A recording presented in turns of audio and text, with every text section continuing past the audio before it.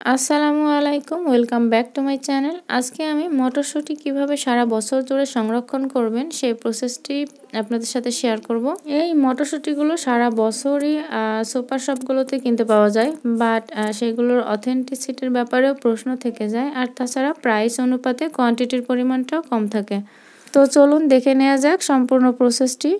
তো মটরশুঁটি সংরক্ষণের জন্য এখানে আমি আধা কেজি পরিমাণ মটরশুঁটি নিয়েছি। তো আমি মটরশুঁটিগুলোকে খোসা ছাড়িয়ে একটি পাত্রে নিয়ে নিয়েছি, আর এই মটরশুঁটিগুলোকে আমি সুন্দরভাবে ধুয়ে নিয়েছি। এখানে একটি পাত্রে আমি পানি গরম করতে দিয়েছি, আর পানিটা একটু গরম হয়ে আসলে আমি হাফ টেবিল চামচ পরিমাণ চিনি দিয়ে দিচ্ছি, আর অপেক্ষা করছি সম্পূর্ণ ফুটে আসা পর্যন্ত। তো পানিতে বলক চলে আসলে আমি মটরশুঁটিগুলোকে দিয়ে দিচ্ছি। এবার আসি চিনি দেওয়ার কথায়। এখানে যদি চিনি ব্যবহার করা হয় তাহলে মটরশুঁটিগুলোর কালার অনেক সুন্দর থাকে। এই চিনিটা মটরশুঁটিগুলোকে কোনো রকমের মিষ্টি করবে না, কিন্তু কালারটা সুন্দর রাখতে অনেক বেশি সাহায্য করবে। মটরশুঁটিগুলো দেওয়ার পর আমি অপেক্ষা করছি বলক আসা পর্যন্ত। এই যে দেখুন পানিটা ফুটতে শুরু করেছে, এই পর্যায়ে আমি চুলাটাকে বন্ধ করে দিব। এরপর আর একটুও আমি এটাকে চুলায় রাখবো না। এরপর একটা স্ট্রেনারে আমি মটরশুঁটিগুলোকে ঢেলে নিচ্ছি। আমি একটা গামলাতে কিছুটা ঠান্ডা পানি নিয়েছি, যেহেতু এটা শীতকাল, পানি এমনি ঠান্ডা থাকে। তারপরও আমি এখানে কয়েক টুকরা বরফের স্লাইস দিয়ে দিচ্ছি। এরপর আমি মটরশুঁটিগুলোকে এই পানির মধ্যে দিয়ে দিব। তো আপনারা চাইলে বরফ নাও ইউজ করতে পারেন, সেই ক্ষেত্রে আপনারা ঠান্ডা পানির মধ্যে মটরশুঁটিগুলোকে একবার দিয়ে মিনিট খানিক রাখবেন, আর তারপরে আরও একবার মটরশুঁটিগুলোকে ঠান্ডা পানির মধ্যে দেবেন।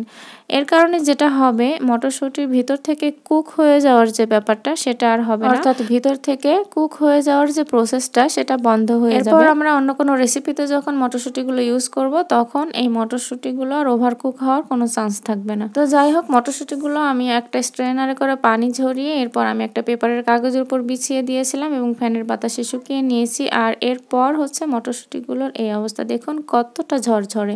মটরশুঁটিগুলো এইবার আমি একটা জিপলক ব্যাগের মধ্যে নিয়ে নিচ্ছি। অবশ্য আমার এটা জিপলক ব্যাগ না, এমনিতে মোটা টাইপের যে পলিথিন সেটা ছিল আমার হাতের কাছে। এখন জিপলক ব্যাগটি নেই। আপনারা চাইলে জিপলক ব্যাগেও রাখতে পারেন, অথবা একটা টিফিন বক্সে রেখে ডিপ ফ্রিজে সংরক্ষণ করতে পারেন। তো আমি এখানে দুইটা পলিথিনে রাখছি অল্প অল্প করে, যাতে করে আমার একবার প্রয়োজন হলে আমি অল্প পরিমাণে বের করে তারপর আবার রাখতে পারি।